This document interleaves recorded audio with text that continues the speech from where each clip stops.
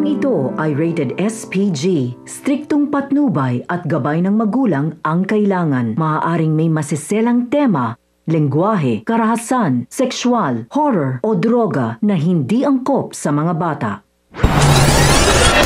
Mga kapamilya, dahil sa pagkatuso ni Olga ay ililihim niya kay David na siya ang nakapatay kay Mokang. Alam niya na maaari itong gamitin ni David laban sa kanya pag dumating ang panahon. Matapos nga silang makalipat sa bagong mansyon, ay gagawa pa rin siya ng paraan para makadalaw sa bilibid upang personal na itanong kay Balatukan kung bakit umano nakakalabas-masok si Tanggol sa bilangguan na siya namang ipinagtaka ni Balatukan. Sinabi ni Balatukan kay Espinas kung bakit nalaman ni Olga na nakakalabas si Tanggol sa bilibid. Sinabi naman ni Espinas na marahil hindi nagsasabi ng totoo sina Tanggol at Bubbles.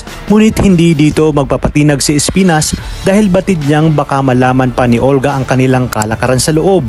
Paninindigan ni Chief Espinas na kahit kailan ay hindi nakalabas si Tanggol sa bilibid.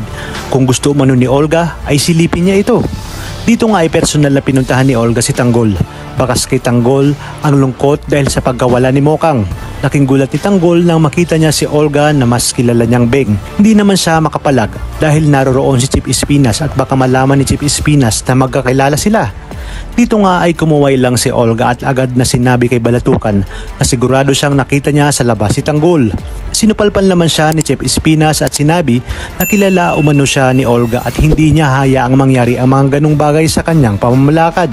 Kaya dito ay parang napaisip si Olga na may lihim na agenda ang mga namumuno sa bilibid sa pangunguna nga ni Espinas. Sa kabilang banda, makalipat man ang bagong bahay ay tuloy-tuloy pa rin ang pagpapahanap ni Ramon kay Mokang. Inutos niya nga kay Severino na sa oras na makita nila si Mokang ay dalhin ito